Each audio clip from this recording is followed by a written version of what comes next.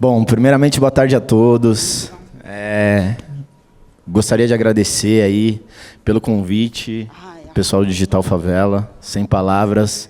Parabéns pelo projeto desde já. Eu falo que vocês são potência, vocês são responsáveis aí por a nossa voz tá tomando o mundo, tá tomando espaço em muitos lugares. Então, desde já, deixo o agradecimento aqui para todos. Bom, para quem não me conhece, a Estelinha já fez uma breve apresentação. Meu nome é Leonardo, mais conhecido como Léo Bronx, criado da Zona Leste de São Paulo. Um salve aí para quem é da ZL e para quem é de toda SP.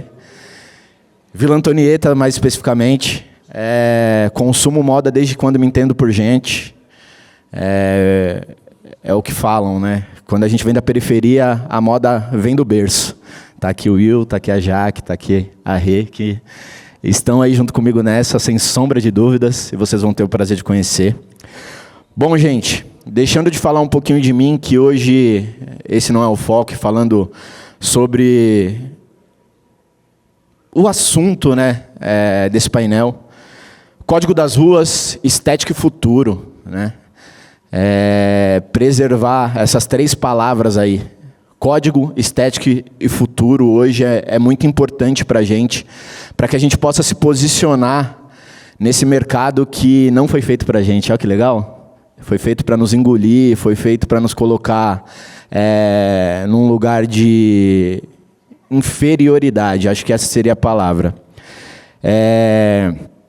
Vamos falar aqui literalmente de onde nasce a moda, né? Do nosso dia a dia, dos nossos rolês, do nosso povo, da nossa casa, dos becos escuros que a galera aí, internacionalmente falando, só tem acesso porque nós hoje damos acesso, porque nós postamos, porque nós criamos.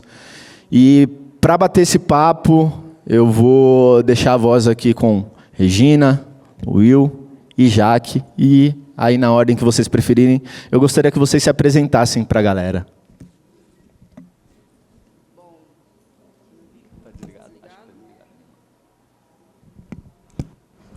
Estão me ouvindo? Agora sim. Boa tarde, gente. Obrigada, Digital Favela, pelo convite. Eu sou a Regina Ferreira, sou fundadora e CEO da Rutu Casting, que é uma agência de casting exclusivamente negro. Quando a gente fala de casting, as pessoas pensam muito em moda, né? Mas dentro da Rutu, a gente tem modelos, atrizes, promotores de eventos, coordenadores, mestres de cerimônias, intérpretes de libras, catering. O meu intuito com a Rutu é justamente fomentar o avanço profissional de profissionais negros no mercado não só de audiovisual, mas também de entretenimento, né, de eventos. São Paulo cedia mais de 75% dos eventos de São Paulo, e foi através dos eventos, como promotora, eu trabalhei muito em credenciamento, como hostess, então foi através dos eventos que eu consegui me manter aqui em São Paulo. E por ver poucas promotoras e promotores negros que eu criei a Rutu e fui puxando isso para esse mercado também de moda. Então, estou muito feliz de estar aqui, poder contar um pouquinho da minha história e poder conectar com vocês. Muito bom. Salve mundo, sou o Will da Afro, agradecendo mais uma vez o convite do Digital Favela, estar aqui nesse palco tão potente, com representatividades muito importantes. Sou o CEO da marca Afroperifa, trabalho com moda. A Afroperifa atua na região noroeste aqui da cidade de São Paulo, Perus, minha quebrada, nascido e criado. E a Afroperifa ela traz todo o impacto socioeconômico no território, né, onde toda a cadeia produtiva da moda presente com a gente são de pessoas de territórios periféricos de Perus e também fora dele. Então, a marca tem o intuito de trazer, né, o empoderamento, resistência, identidade de pessoas pretas, periféricas, LGBT+, através da moda.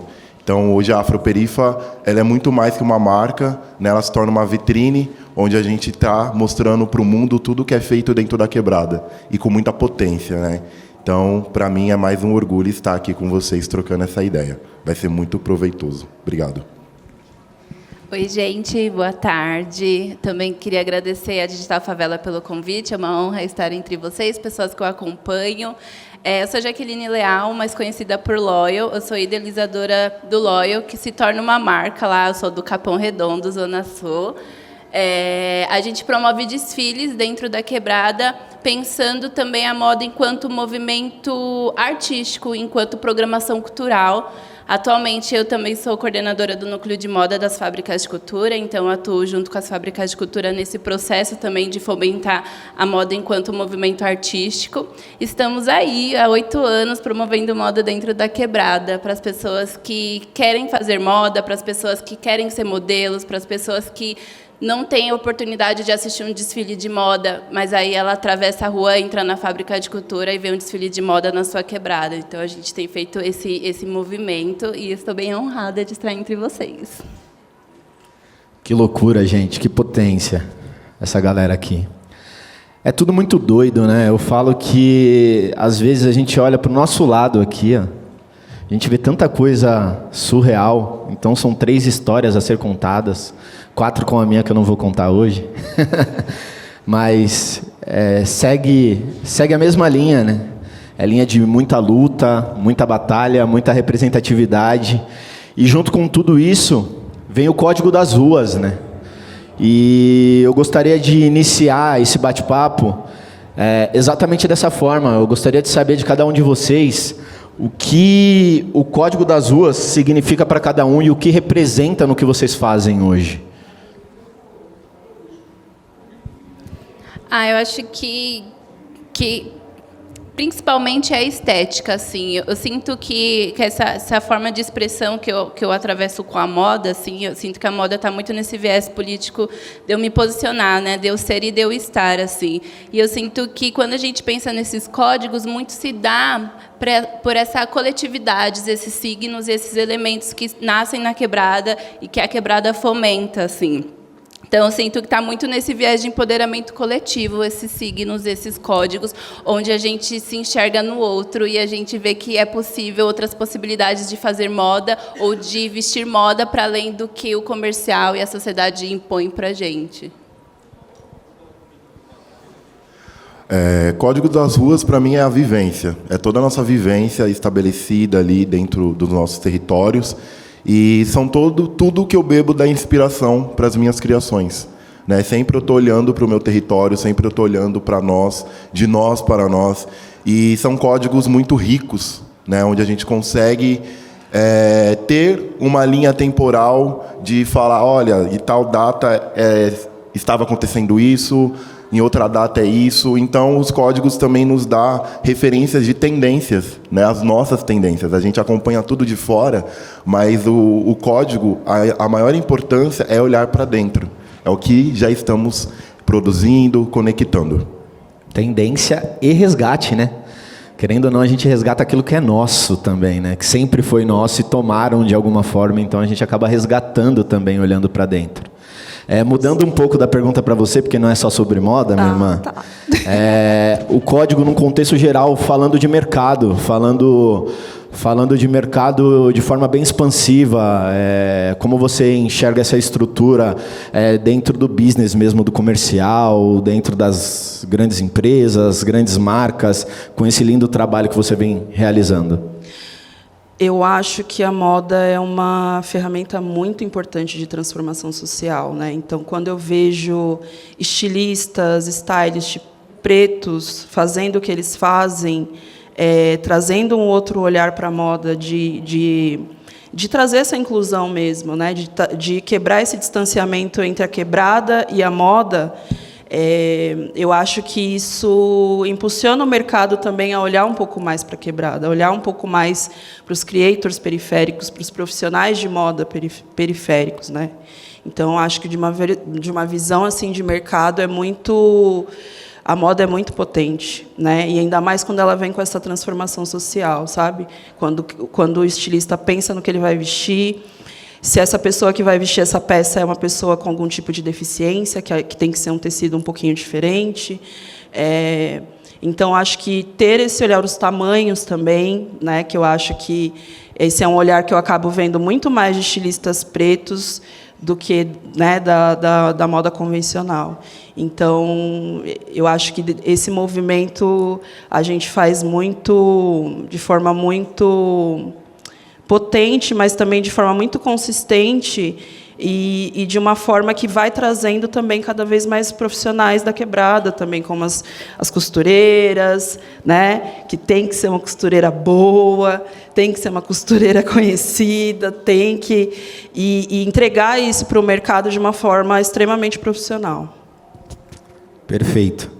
E falando um pouco dos profissionais que você leva, minha irmã, para dentro desse grande polo, né? Eu falo que o movimento que a Rutu vem fazendo, né, que eu tenho o prazer de acompanhar desde o início, é um movimento esplendoroso, assim, onde a Rutu chegou em Cannes esse ano, inclusive, pessoal, vale deixar isso ressaltado aqui. E dentro desse movimento, eu posso te dizer que, como homem preto, é muito bom poder ver você aí, mesmo que aos trancos e barrancos, não perdendo a maestria de coordenar junto com toda a sua equipe, majoritariamente preta também, todo esse processo para colocar os nossos em evidência, né? Então, eu gostaria de ouvir um pouquinho de você especificamente, para sair um pouco até de moda, o que você sente como devolutiva do mercado, levando aí esse código de rua para dentro das grandes empresas? Eu sinto que o mercado finge que não vê, né, a nossa potência, a nossa existência. E a partir do momento que a Rutu posta num feed pessoas pretas e periféricas fazendo campanhas para grandes marcas, isso começa a mudar a visão do mercado, no sentido de, nossa, vale a pena acreditar, né, num profissional negro, vale a pena investir. Porque eu também não tive esse investimento a partir do momento que eu fui nas agências de modelo. Eu percebia que não tinha esse olhar de vamos construir com ela, vamos galgar, vamos preparar esse perfil. Então, tudo que eu não tive no mercado enquanto modelo, enquanto promotora, eu faço dentro da Rutu. Então, a gente faz um webinar também interno, que tem a duração de 2 horas, onde eu explico para todos os agenciados e agenciadas como que funciona o mercado de eventos e de publicidade, para que esses profissionais possam não só trabalhar dentro desse meio, mas também permanecer dentro desse meio.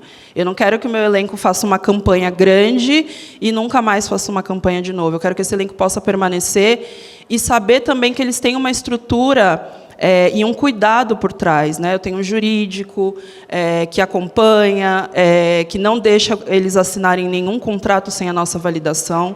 Tudo isso que eu conto para vocês são coisas que eu passei enquanto modelo, de ter uma campanha minha veiculando na TV e eu assinei para aparecer na internet, coisas que eu não tinha conhecimento e às vezes o mercado acaba se aproveitando disso, né? A gente não está inserido nesse contexto. Então, de todas as formas, do jeito que eu posso, eu sempre tento trazer esse elenco para dentro desse mercado. Na pandemia, por exemplo, eu fiquei pensando, cara, agora não tem mais os testes presenciais, como que eu vou fazer com que esses profissionais sejam vistos pelas marcas e pelas agências? Eu criei um PDF, escrito de forma acessível mesmo, tirando esses códigos de palavras em inglês, mas instruindo. Você precisa tirar uma foto assim, você precisa de um fundo assim, você precisa fazer essa maquiagem, você precisa estar com esse tipo de roupa. Se a sua parede é colorida, coloca um lençol, preciso que você me mande assim, para que eles pudessem me mandar esses materiais, para que eu pudesse apresentar eles para as marcas, porque a gente está competindo com outros profissionais brancos que têm acesso, que têm privilégio. Então, ver essa mudança no mercado, para mim, é muito gratificante, porque mostra que a gente só precisa de oportunidade mesmo, e de estrutura, e de conhecimento, né? Conhecimento é poder, né? Perfeito. Bom, eu gostaria de saber, especificamente de vocês dois agora, que estão aí na guerrilha que eu já vivi um dia, que vivo ainda, talvez num formato diferente, e talvez até uma curiosidade pessoal, como vocês conseguem trabalhar a conexão e a estética pessoal de vocês, cultura, dentro desse mercado. Como vocês conseguem explorar esse mercado sem perder a essência, sem olhar só para o dinheiro que a gente necessita para pagar as contas que estão sempre ali. Como vocês correm atrás dessa estrutura para manter o projeto de vocês vivo. Porque não chega na gente. Infelizmente, a gente tem que sair batendo de porta em porta para continuar fomentando o que nós necessitamos para manter a nossa roda girando, vamos dizer assim. Como vocês buscam esse combustível para não perder toda essa estética, toda essa cultura construída como marca de vocês, como pessoa?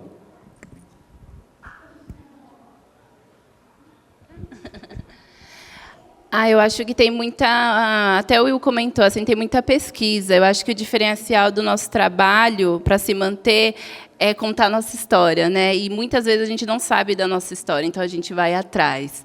E essas pesquisas vão trazendo novos olhares, novas possibilidades. Eu sou muito cria de equipamento cultural, então eu sempre acesso editais culturais. Pesquisem sobre editais culturais, né, políticas públicas culturais, como o programa VAI, PROA, que está abrindo aí. Então, acho que são meios que a gente pode acessar para colocar o nosso trabalho. Foi um meio que eu acessei. Então, o Loyal já ganhou 3 VAIs, e com os 3 VAIs a gente conseguiu continuar fomentando não só a parte estrutural de produto, mas de movimento mesmo, de fazer esses eventos.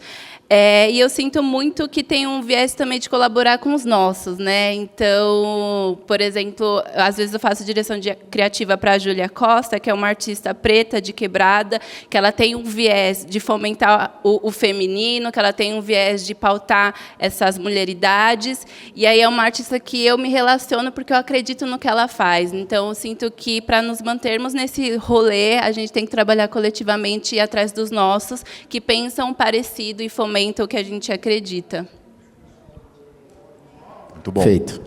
Pegar esse gancho da Jaque, e eu sempre falo, né, a educação ela sempre vai estar em primeiro lugar.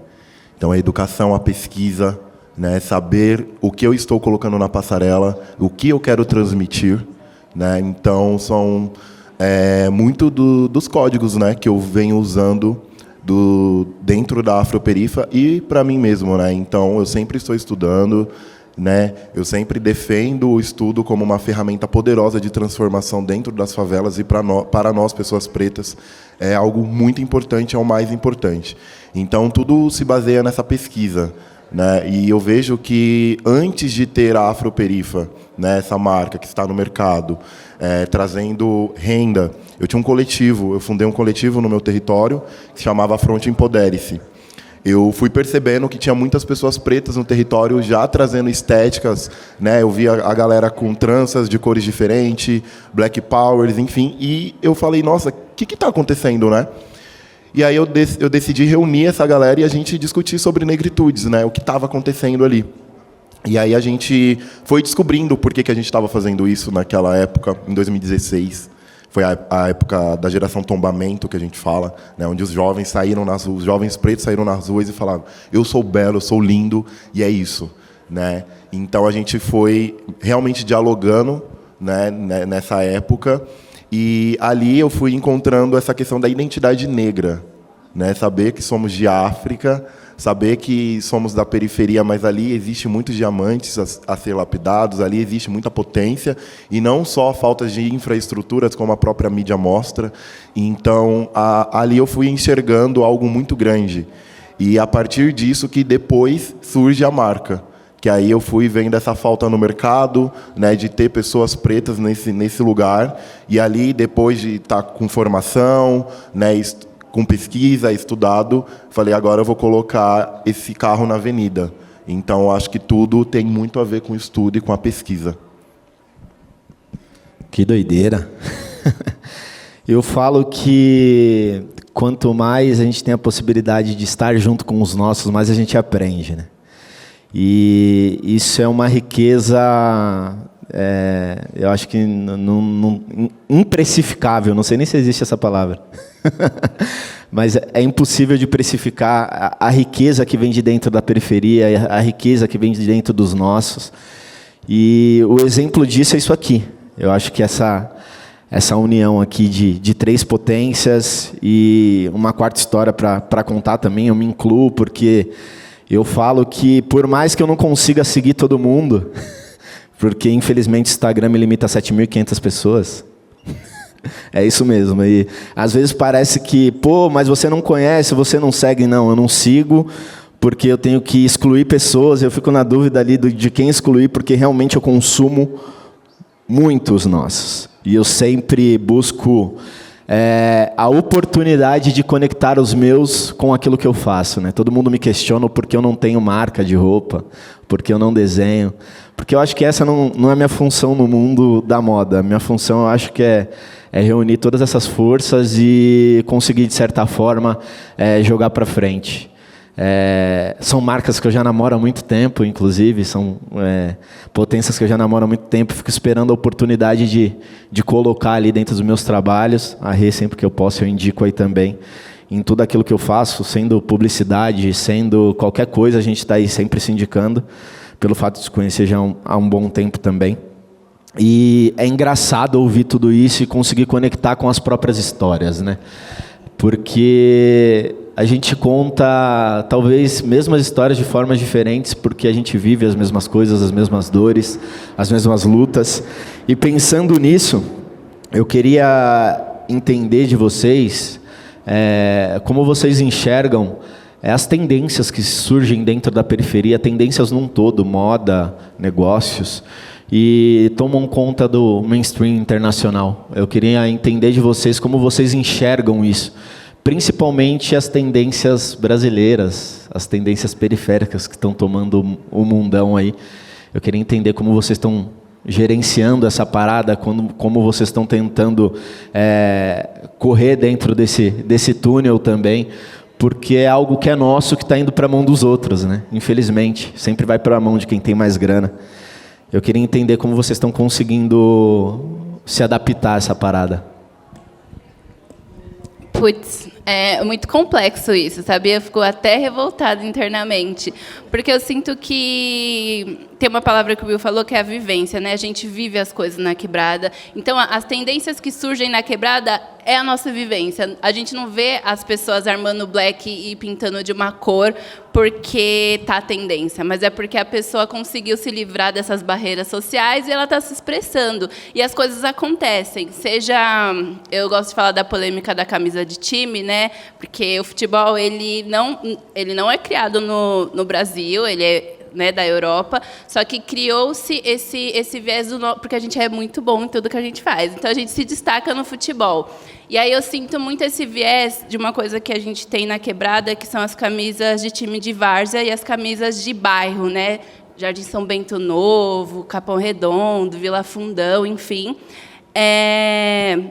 E eu fico sempre comentando com os aprendizes lá da fábrica esse viés, assim, a gente já faz a coisa acontecer. A tendência está na nossa vivência. Só que nós esperamos que bata lá fora para eles validarem, darem um nome. Então, isso se chama Brasilcore. E aí a gente, putz, agora todo mundo é Brasilcore. Então, as coisas já acontecem aqui, né? Eu sinto que a gente sempre precisa dessa validação externa para ver que aquilo é uma tendência mesmo, né? Isso se dá, obviamente, pelo esse olhar branco de que a última pessoa que dita o que é bom, o que é ruim, são os brancos. Então, espera eles validarem para a gente vive isso mesmo, né? E eu sempre falo para a galera, a gente não se apega nesse viés de nomezinho de tendência, a gente já vive o rolê aqui. Mas é uma angústia, É babado. Eu lembrei de uma coisa, inclusive. Lá em Cannes, na primeira palestra que eu assisti, foi uma palestra da Apple.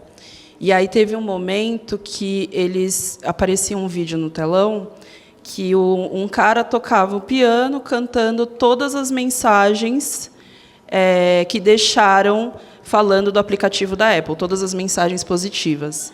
E aí eu lembrei de um vídeo que meu noivo me mostrou de um jovem de quebrada do trap, que ele fez uma música cantando todas as mensagens que os haters deixaram para ele. Então, eu falei, caramba, a gente já está fazendo, sabe? Só que é isso, óbvio, ele não tem uma visibilidade que uma marca como a Apple tem, mas o que o mercado também está de olho no que a gente faz. O mercado está de olho no que a gente faz, e não é só nacional, é internacional também.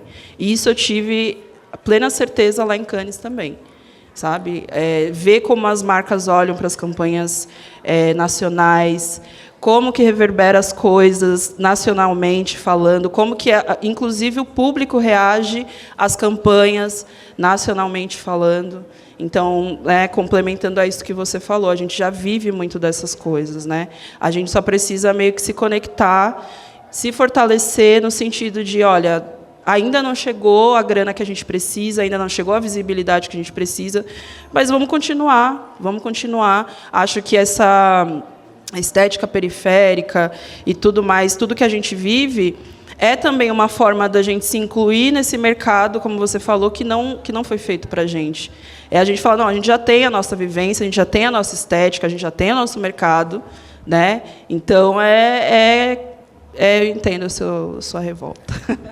A gente só precisa da grana, então, quem for ver esse vídeo depois que está sendo gravado, quem tiver aqui e tiver aí o poder de direcionar isso, o que a gente precisa para colocar as coisas em prática é de dinheiro, gente, como tudo.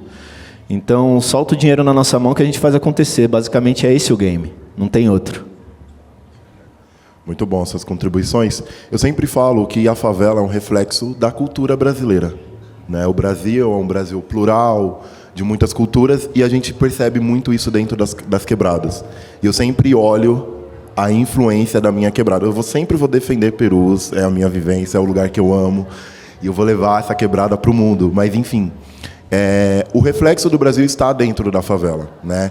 Quando eu sou formado em planejamento de cidades e participação popular, e tudo que eu projeto, meus artigos, toda a minha parte intelectual, vem como base Milton Santos, que para mim é um dos maiores geógrafos, o maior geógrafo do mundo. Então, Milton Santos ele fala muito sobre território, e isso me fascinou de uma forma que eu acho que tudo que está acontecendo hoje foi por conta de toda essa pesquisa que ele deixou, né? É um griot para mim.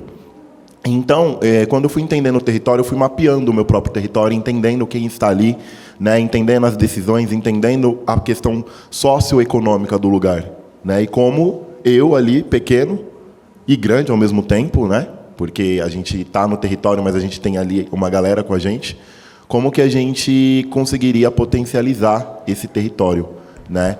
Então, observando essa diversidade, né? Então, lá, por exemplo, não só em Perus, mas em todas as quebradas, a gente vai ver a galera do Nordeste, do Norte, enfim, a gente tem uma pluralidade ali, né?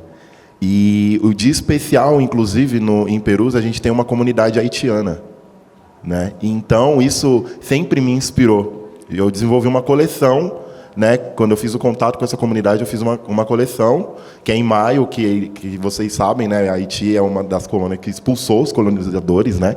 Então, eles celebram isso em maio, e aí eu fiz uma coleção com eles. Aí eu fui enxergando ali muitas tendências nossas, né? Tá ali na América Central, tá aqui enfim. E aí se conectavam, né? A diáspora tá ali viva. Então eu acho que hoje a minha maior luta é fazer com que as pessoas observam mais uma vez aquilo que está dentro, né? Porque é isso, quem toma decisão são pessoas brancas, enfim, que olha para aquilo, copiam, e lança lá fora e fala é nosso.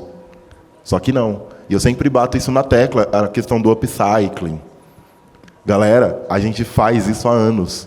Que mãe que não passou a camiseta do filho maior para o filho menor, ou fez uma adaptação ali para ser isso? Colocou um couro no joelho da calça de escola. Pois é, isso são tecnologias ancestrais, que a gente vem aprendendo dos nossos ancestrais. Então, as tendências estão ali. As marcas sabem disso, as marcas grandes, elas não são, né? Então, basicamente é isso. Eles sabem que a gente tem um poder de dominar o mundo, e aí eles tiram isso, né? Porque eles precisam estar ali validando o tempo inteiro. Mas as tendências sempre são e sempre serão nossas. Eu queria complementar. Pode complementar. Até essa questão da sustentabilidade, a gente vive isso na quebrada há muito tempo, seja a roupa de brechó, a roupa passada dos irmãos, mas pensando também enquanto economia circular, de ir fazer a barra na vizinha, de comprar do amigo. Eu acho que a gente tem os meios, sabe? Só que o que falta é o recurso.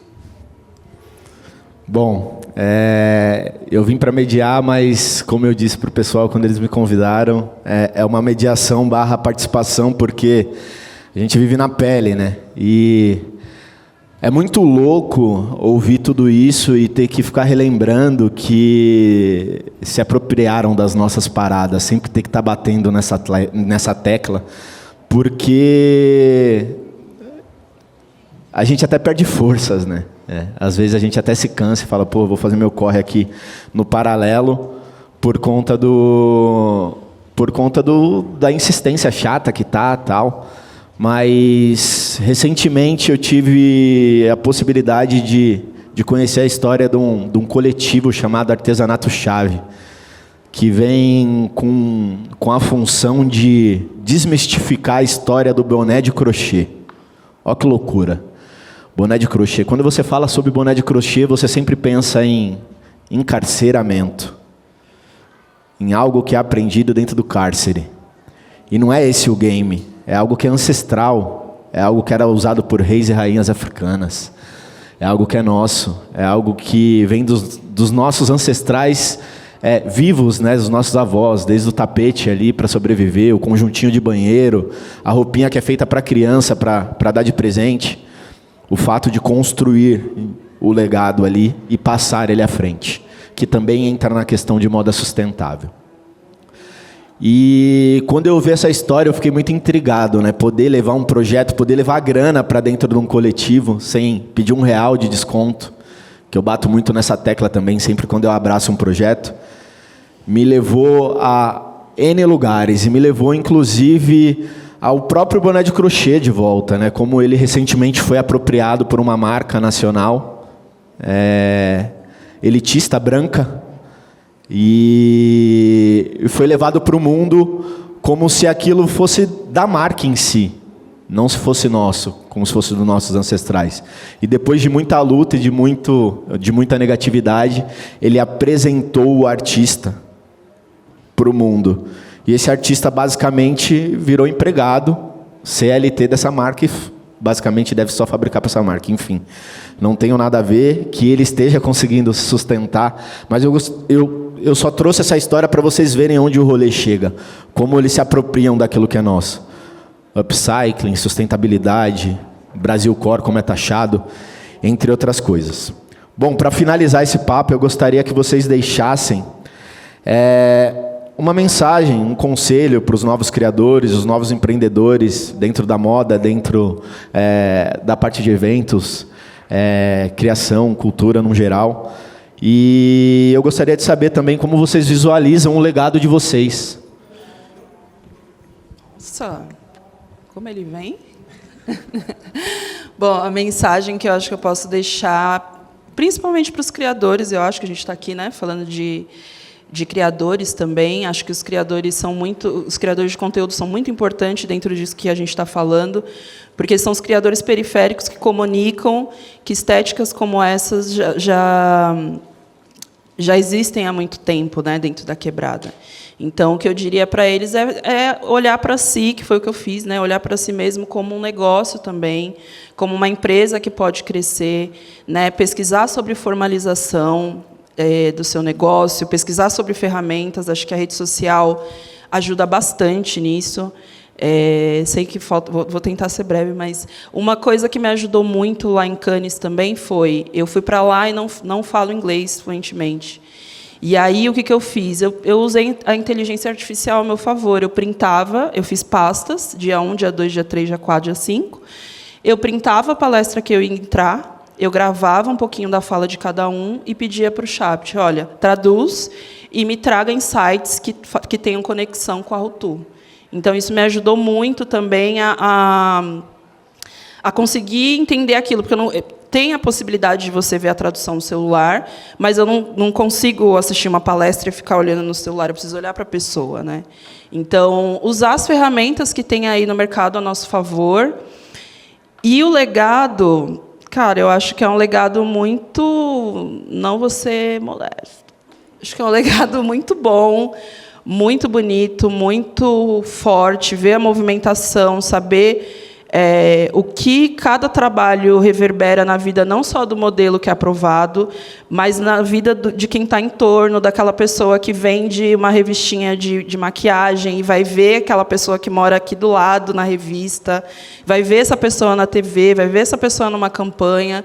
Então, acho que é um legado de continuidade mesmo. A gente consome muito essas marcas, então a gente precisa se ver nessa marca, mas não nessa representatividade de sempre ter um só, né? Nós somos muitos, muitos, muitos.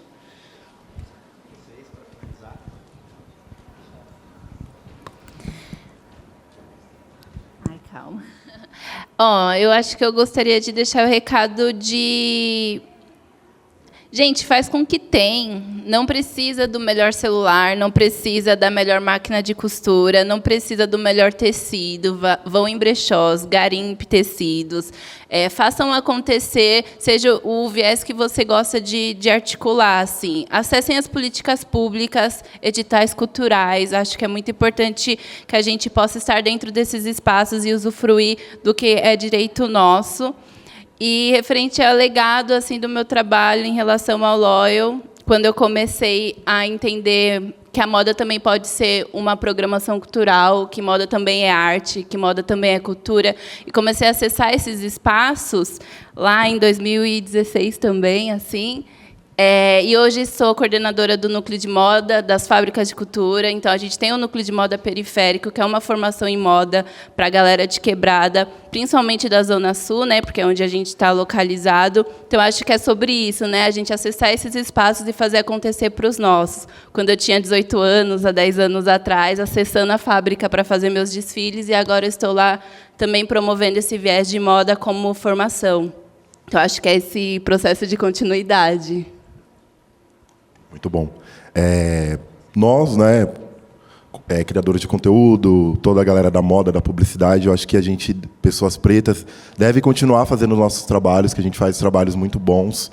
Né? A publicidade, a gente sabe como que é, mas a publicidade negra vem crescendo a cada ano. Né? O importante ter a Rutu como, né, essa representatividade dentro do mercado. Então, fazer isso acontecer, né, o que a gente faz de melhor, a gente vai chegar, né, nessas marcas, vai chegar em grandes nomes.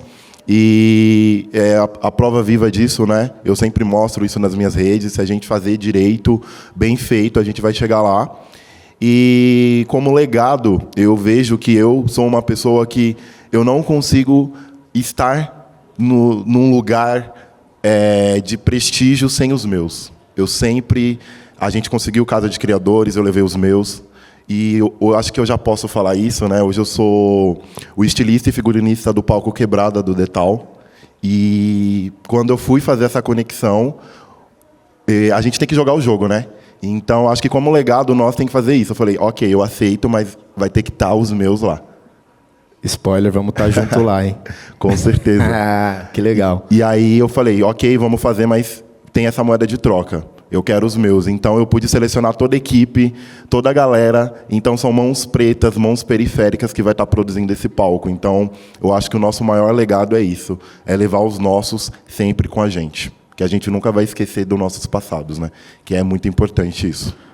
Bom, antes de qualquer coisa, para finalizar esse bate-papo incrível que nós tivemos aqui, essa troca, eu gostaria de agradecer Will, Jaque, Regina, pela disponibilidade, por essa troca incrível que nós tivemos.